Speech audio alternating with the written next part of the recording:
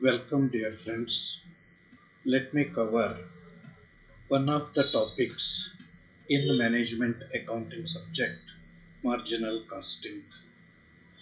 I hope this discussion will be helpful for you in facing the examination on this topic, on this subject. Okay. ಬಹಳಷ್ಟು ಜನ ನೀವು ಈ topic ಅನ್ನ ಬಿಟ್ಟಿರ್ತೀರಾ. ಯಾಕೆ ಅಂತಂದ್ರೆ ಇಲ್ಲಿ ಬಹಳಷ್ಟು ಫಾರ್ಮುಲಾಸ್ ಬರ್ತದೆ ಅನ್ನುವಂತಹ ಭಾವನೆ ಅಥವಾ ಕಲ್ಪನೆ ನಿಮ್ಮಲ್ಲಿ ಇದೆ.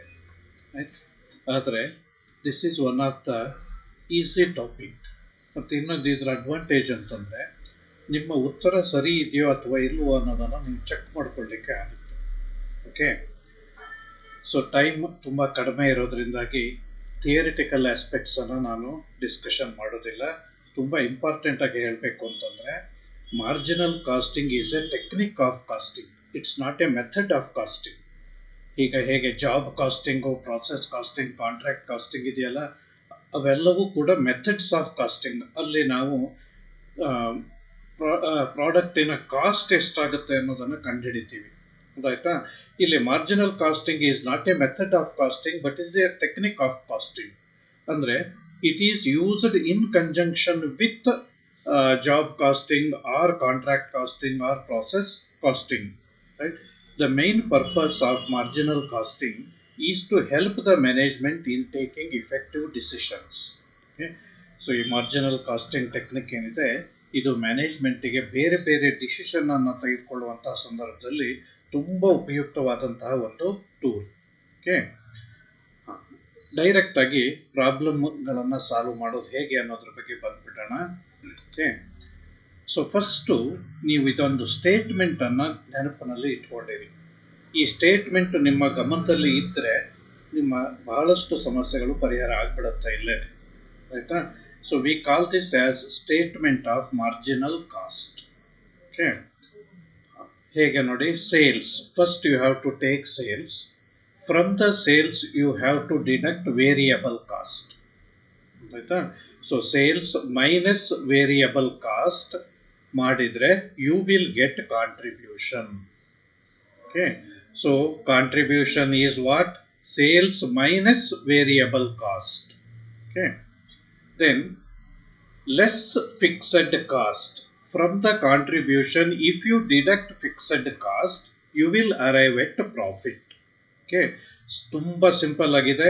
ಈ ಫಾರ್ಮ್ಯಾಟ್ ಅನ್ನು ನೀವು ಮರಿಬಾರ್ದು. ಈ ಟಾಪಿಕ್ ಅನ್ನ ಅರ್ಥ ಮಾಡ್ಕೊಳ್ಬೇಕಿದ್ರೆ sales less variable cost contribution, less fixed cost profit. Clear?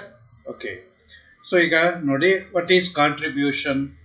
Contribution is equal to sales minus variable cost. Sales minus variable cost is contribution. ಇದನ್ನು ಇನ್ನೂ ಒಂದು ರೀತಿಯಲ್ಲಿ ಹೇಳ್ಬೋದು ನೋಡಿ, profit plus fixed cost is contribution. Right? ನೀವು ಅದನ್ನ ನೆನಪಿನಲ್ಲಿ ಇಟ್ಕೊಳ್ಳೋದು ಬೇಕಾಗಿಲ್ಲ. Okay, you just remember the first one. Contribution is equal to sales minus variable cost. ಇದು ಒಂದನ್ನು ನೆನಪಿನಲ್ಲಿ ಇಟ್ಕೊಂಡಿರಿ. ನಾನು ತುಂಬ ಡೀಟೇಲ್ಡ್ ಆಗಿ ಮಾಡಿದ್ದೇನೆ, ಬಟ್ ಈಗ ಟೈಮ್ ಇಲ್ದ ಹೋಗಿದ್ದಕ್ಕಾಗಿ ಮತ್ತೆ ನಿಮಗೆ ಕನ್ಫ್ಯೂಷನ್ ಮಾಡ್ಲಿಕ್ಕೆ ಹೋಗೋದಿಲ್ಲ. Right? Simply remember, contribution is equal to sales minus variable cost. And the one more ratio which you have to calculate, which is important, is PV ratio. Profit volume ratio ಅಂತ ಹೇಳಿ ಕರಿತೀವಿ ಇದನ್ನ. PV ratio means profit volume ratio. So this ratio shows the relationship between contribution and sales. Right? Contribution ಮತ್ತು sales ಇವೆರಡಕ್ಕೆ ಇರುವಂತಹ ಸಂಬಂಧವನ್ನ ಈ ratio ತೋರಿಸುತ್ತೆ. ಇದನ್ನ ಕಂಡುಹಿಡಿಯೋದಕ್ಕೆ ಫಾರ್ಮುಲಾ ಏನು ನೋಡಿ, contribution divided by sales into 100. Contribution divided by sales into 100. Next, break even point. What is break even point? It is a point at which there is no profit or no loss. ಯಾವುದೇ ಒಬ್ಬ business men ಆಗಿರಲಿ, ಎಷ್ಟು sales ಅನ್ನ ಮಾಡಿದ್ರೆ ತನಗೆ profit ಆಗೋದಿಲ್ಲ, loss ಆಗೋದಿಲ್ಲ, ಅಲ್ಲಿಂದ ಅಲ್ಲಿಗೆ ಆಗುತ್ತೆ ಅನ್ನೋದನ್ನು ಫಸ್ಟ್ ತಿಳ್ಕೊಳ್ಬೇಕು. ಕ್ಲಿಯರ್? ಸೊ ಈ ಪಾಯಿಂಟ್ ಅನ್ನ ಏನಂತ ಹೇಳಿ ಕರಿತೀವಿ, ಬ್ರೇಕ್ ಈವನ್ ಪಾಯಿಂಟ್ ಅಂತ ಹೇಳಿ ಕರಿತೀವಿ. So at break even point the total sales revenue is equal to total cost. ಮಾರಾಟ ಮಾಡಿದ್ರಿಂದ ಬಂದಂತಹ ಹಣ ಏನಿದೆ ಇದು ಟೋಟಲ್ ಕಾಸ್ಟ್ ಗೆ ಈಕ್ವಲ್ ಆಗಿ ಇರುತ್ತೆ. ಅಂದ್ರೆ ಆವಾಗ ಪ್ರಾಫಿಟ್ ಇರಲ್ಲ, ಲಾಸ್ ಇರೋದಿಲ್ಲ. ಕ್ಲಿಯರ್? ಓಕೆ. ಸೊ ಈ ಬ್ರೇಕ್ ಈವನ್ ಪಾಯಿಂಟ್ ಅನ್ನ ಕಂಡುಹಿಡಿಯೋದಕ್ಕೆ ಬೇರೆ ಬೇರೆ ಫಾರ್ಮುಲಾಸ್ ಬೇಡ, ರೈಟ್? ಸಿಂಪಲ್ ನಾನು ಫಸ್ಟ್ ಮಾಡಿದ ಇದನ್ನ ಬರ್ಕೊಳ್ಳಿ. Break even point in rupees, in units ಕಂಡುಹಿಡಿಬಹುದು, ಇನ್ ರುಪೀಸ್ ಕಂಡುಹಿಡಿಬಹುದು. ಯಾವ್ದಾದ್ರು ಒಂದನ್ನ ಕಂಡುಹಿಡ್ಕೊಂಡ್ರೆ ಮತ್ತೊಂದನ್ನ ಅದನ್ನ ಕಂಡುಹಿಡ್ಕೊಳ್ಳಿಕ್ಕೆ ಆಗತ್ತೆ, ರೈಟ್? ಸೊ ಈಗ break even point in rupees ಮಾತ್ರ ಬರ್ಕೊಳ್ಳಿ.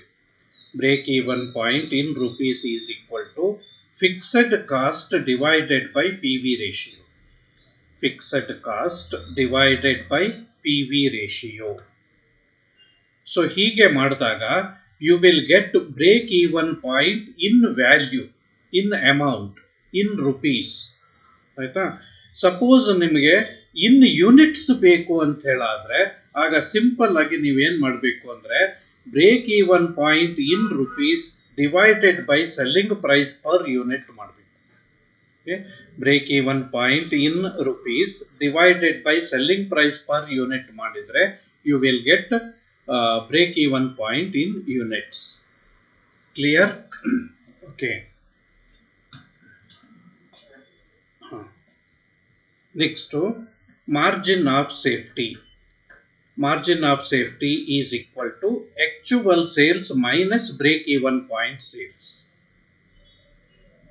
Margin of safety is equal to actual sales minus break even point sales or break even point. ಅಷ್ಟೇ ಬರ್ಕೊಂಡ್ರು ಸಾಕು. ಕ್ಲಿಯರ್?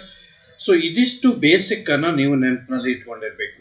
ನಾನು ಮತ್ತೊಮ್ಮೆ ರಿಪೀಟ್ ಮಾಡ್ತಾ ಇದ್ದೇನೆ, ನೋಡ್ಕೊಳ್ಳಿ, ಬರ್ಕೊಳ್ಳಿ ಅಲ್ಲೇನೆ.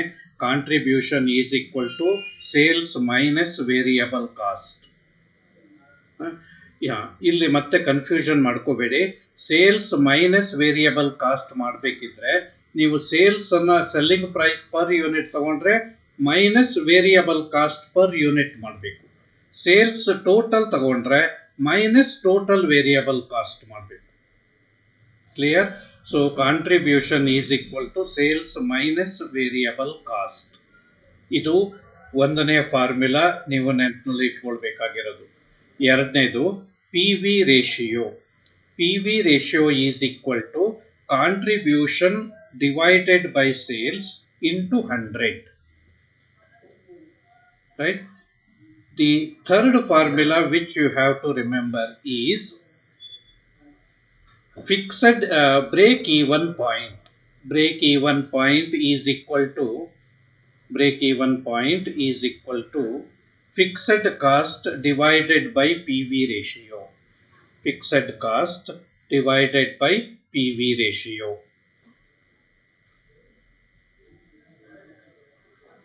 Clear? So ಈ ಮೂರನ್ನ ನೆನಪಿನಲ್ಲಿ ಇಟ್ಕೊಳ್ಳಿ ಸಾಕು. Okay, contribution, P V ratio, break even point ಹಾಗೂ margin of safety. Margin of safety is equal to actual sales minus break even point. Clear? Okay. Let us solve a problem on this now. Here is a problem, you see. Selling price per unit is rupees 30. Variable manufacturing cost per unit is rupees 17. Variable selling cost per unit is rupees 3. ಅಂದ್ರೆ total variable cost ಎಷ್ಟಾಯ್ತು? 17 plus 3 ಆಯ್ತು. Clear? So total variable cost is equal to total variable manufacturing cost plus variable selling cost, that is 17 plus 3 rupees 20 ಆಯ್ತು. Fixed factory overhead 1,50,000, fixed selling cost 30,000. ಅಂದ್ರೆ total fixed cost ಎಷ್ಟಾಯ್ತು? 1,50,000 plus 30,000, 1,80,000. Right? You are required to calculate BEP in amount and in units. Clear? ಈಗ ಬರ್ಕೊಳ್ತಾ ಬನ್ನಿ. Number 1, Calculation of contribution. Calculation of contribution. Under that, contribution is equal to sales minus variable cost. Sales minus variable cost. ಹೀಗೇನೆ ನೆನಪಿನಲ್ಲಿ ಇಟ್ಕೊಳ್ತಾ ಹೋಗಿ. Usually ಏನ್ ಮಾಡ್ತಾರೆ ಅಂತಂದ್ರೆ C is equal to S minus V ಹೀಗೆ ಹೇಳಿ ನಮಗೆ ಆ ಫಾರ್ಮುಲಾಸು ನೆನಪಿನಲ್ಲಿ ಉಳಿಯೋದಿಲ್ಲ. Right. So contribution is equal to selling price minus variable cost. That is equal to selling price ಎಷ್ಟಿದೆ ನೋಡಿ 30 minus 30 minus variable cost 20, that is 17 plus 3, that is equal to rupees 10. Contribution rupees 10 ಅಂದ್ರೆ ಏನಾಯ್ತು ಇಲ್ಲಿ rupees 10 per unit ಆಯ್ತು. ನಾನು ಹಿಂದೆ ಹೇಳಿದ ನೆನಪಿದೆಯಲ್ಲ, total sales total variable cost ಅನ್ನು ತಗೊಂಡ್ರೆ ನಿಮಗೆ ಟೋಟಲ್ ಕಾಂಟ್ರಿಬ್ಯೂಷನ್ ಸಿಗುತ್ತೆ. Per unit selling price per unit variable cost ಅನ್ನು ತಗೊಂಡ್ರೆ you will get contribution per unit. Clear. Number two ನಾನು ಅಲ್ಲಿ ಮಾಡಿದ್ದನ್ನ ಬೇಡ, ನಾನು ಹೇಳಿದ್ದನ್ನ ಬರ್ಕೊಳ್ಳಿ. Number 2, calculation of PV ratio. Calculation of PV ratio. Under that, PV ratio is equal to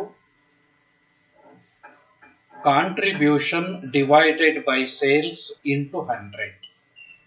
Contribution divided by sales into 100. Alternative method ಇದೆ ನೋಡಿ, ಅದರಲ್ಲಿ ನಂಬರ್ 1 ಇದು. Clear. That is equal to ಮೇಲ್ಗಡೆ ನೋಡಿ ಕಾಂಟ್ರಿಬ್ಯೂಷನ್ ಕಂಡಿಡ್ಕೊಂಡಿದ್ದೀರಾ 10 ಅಲ್ವಾ. So contribution 10 divided by selling price 30. Okay. So 10 divided by 30 into 100. 10 divided by 30 into 100. ನಾನು ಅಲ್ಲಿ ಮಾಡಿದ್ದು ಸ್ವಲ್ಪ ತಪ್ಪಾಗಿದೆ. 10 divided by 30 divided by 100 ಆಗಿದೆ, ಅಲ್ಲ 10 divided by 30 into 100. That is equal to 33 1/3%. 33 1/3% or 1/3. 33 1/3% ಅನ್ನ ನೀವು ಫ್ರಾಕ್ಷನ್ ತಗೊಂಡ್ರೆ ಎಷ್ಟಾಗುತ್ತೆ? ಅದು 1/3. Clear. Next, calculation of BEP. Calculation of break-even point. Under that, break-even point in rupees is equal to fixed cost divided by PV ratio. Fixed cost divided by PV ratio.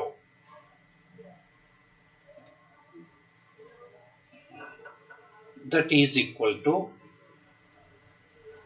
1,80,000 divided by 1/3.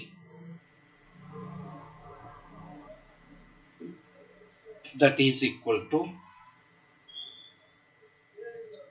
1,80,000 into 3/1. 1,80,000 into 3/1. That is equal to rupees 5,40,000. ಇಲ್ಲಿ ಕೆಲವರಿಗೆ confusion ಬಂದಿರಬಹುದು. 1,80,000 into 3/1 ಹೇಗಾಯ್ತು sir ಅಂತ ಹೇಳಿ. ಇಲ್ಲಿ ಕೆಳಗಡೆ red ನಲ್ಲಿ ಒಂದು ಎಕ್ಸಾಂಪಲ್ ಅನ್ನ ಕೊಟ್ಟಿದ್ದೇನೆ ನೋಡಿ. ಸಪೋಸ್ 10 divided by 30% ಇದೆ ಅಂತ ಇಟ್ಕೊಂಡಿರಿ. ಅಂದ್ರೆ ಏನಾಯ್ತು? 10 divided by 30/100 ಆಯ್ತು. ನೀವು ಸಿಂಪ್ಲಿಫೈ ಮಾಡಿದಾಗ ಇದೇನಾಗತ್ತೆ? 10 100 ಕೆಳಗಡೆ ಇರೋದು ಮೇಲ್ಗಡೆ ಬರುತ್ತೆ. ಗೊತ್ತಾಯ್ತಾ? ಸೊ 10 into 100/30 ಆಗತ್ತೆ. ಅದೇ ರೀತಿಯಲ್ಲಿ ಅಲ್ಲಿ ಬಂದಿದೆ BEP ಇನ್ ಮಾಡಿದಾಗ ನಾವು ಡಿವೈಡೆಡ್ ಬೈ PV ರೇಷಿಯೋ 1/3 ಇತ್ತು ನೋಡಿ. ಸಿಂಪ್ಲಿಫೈ ಮಾಡಿದ್ರದ್ದು ಏನಾಗುತ್ತೆ? 1,80,000 into 3/1 ಆಗುತ್ತೆ, rupees 5,40,000. ಕ್ಲಿಯರ್. ಈಗ ಬಿಇಪಿ ಇನ್ ಯೂನಿಟ್ಸ್ ಅನ್ನು ಕ್ಯಾಲ್ಕುಲೇಷನ್ ಮಾಡೋದಕ್ಕೆ ಹೇಳಿದೆ. ಬಿಇಪಿ ಇನ್ ಯೂನಿಟ್ಸ್ ಕ್ಯಾಲ್ಕುಲೇಷನ್ ಮಾಡೋದಕ್ಕೆ ಫಾರ್ಮುಲಾ ಏನು ನೋಡ್ಕೊಳ್ಳಿ. BEP in rupees divided by selling price per unit. BEP in rupees divided by selling price per unit. ಮೇಲ್ಗಡೆ ಈಗ ಬಿಇಪಿ ಇನ್ ರುಪೀಸ್ ಕಂಡಿಟ್ಕೊಂಡಿದ್ದೀರಿ ಅಲ್ವಾ. 5,40,000 divided by selling price per unit ಎಷ್ಟು 30. That is equal to ಎಷ್ಟಾಯ್ತು 1,80,000 ಆಯ್ತು.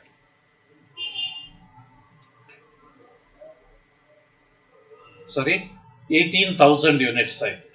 5,40,000 divided by 30, that is equal to 18,000 units ಆಯ್ತು. Clear? So ಕೆಲವೊಮ್ಮೆ ಏನ್ ಮಾಡ್ತೀವಿ ನಾವು, ಬೇಡ ಬಿಡಿ, ಇದಿಷ್ಟನ್ನ ನೋಡ್ಕೊಳ್ಳಿ ಸಾಕು. ಸೊ ಬಿಇಪಿ ಇನ್ ಯೂನಿಟ್ಸ್ ಬೇಕು ಅಂತಂದ್ರೆ ಏನ್ ಮಾಡಬೇಕು, BEP in rupees divided by selling price per unit ಮಾಡಬೇಕು. ಕ್ಲಿಯರ್? ಅರ್ಥ ಆಯ್ತಾ? ಸೊ ಮತ್ತೊಮ್ಮೆ ನೋಡ್ಕೊಳ್ಳಿ. ಕಾಂಟ್ರಿಬ್ಯೂಷನ್, ಪಿ ವಿ ರೇಷಿಯೋ, ಇಲ್ಲಿ ಪಿ ವಿ ರೇಷಿಯೋ ಇನ್ನೊಮ್ಮೆ ಹೇಳ್ತೀನಿ ನೋಡಿ.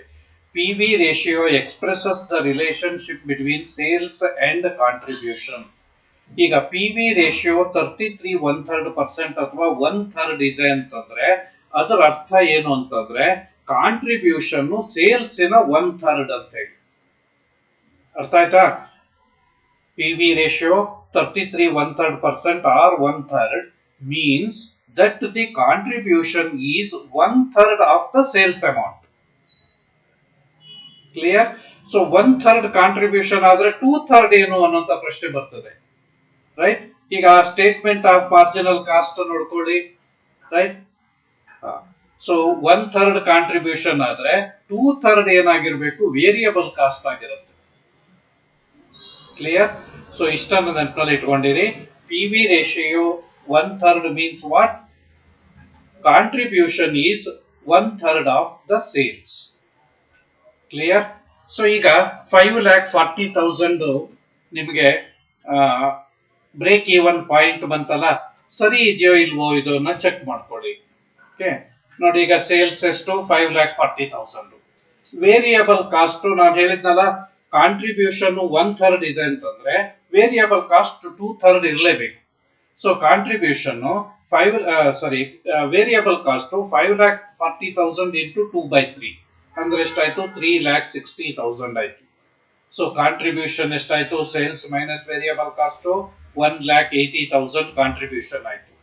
ಲೆಸ್ ಫಿಕ್ಸೆಡ್ ಕಾಸ್ಟ್ ನೋಡಿ, ಟೋಟಲ್ ಫಿಕ್ಸೆಡ್ ಕಾಸ್ಟ್ ಎಷ್ಟಾಗುತ್ತೆ, ಟೋಟಲ್ ಫಿಕ್ಸೆಡ್ ಕಾಸ್ಟ್ ಎಷ್ಟು 1,80,000 ಅಲ್ವಾ. ಸೊ ಲೆಸ್ ಫಿಕ್ಸೆಡ್ ಕಾಸ್ಟ್ 1,80,000 ಮಾಡಿ ನೋಡಿ, there is no profit, no loss. Right? So break even point is a point at which there is no profit or no loss. Right? Sales ನಿಂದ ಬಂದಂತಹ ಹಣ ಏನಿದೆ ಇದು ಒಟ್ಟು ಕಾಸ್ಟ್ ಗೆ ಈಕ್ವಲ್ ಆಗಿ ಇರುತ್ತೆ. ಅಂದ್ರೆ ನೋಡಿ, ಈಗ ಸೇಲ್ಸ್ 5,40,000 ಇದೆ, ಟೋಟಲ್ ಕಾಸ್ಟ್ ಅಂದ್ರೆ ವೇರಿಯಬಲ್ ಕಾಸ್ಟ್ 3,60,000, ಫಿಕ್ಸೆಡ್ ಕಾಸ್ಟ್ 1,80,000, 5,40,000 ಆಯ್ತು. ಸೊ ಸೇಲ್ಸ್ 5,40,000, ಟೋಟಲ್ ಕಾಸ್ಟ್ 5,40,000 ಅಂದ್ರೆ ಏನಾಯ್ತು, at the break even point the total sales revenue is equal to total cost, therefore there is no profit or no loss. Clear? Okay, we shall continue in the next class.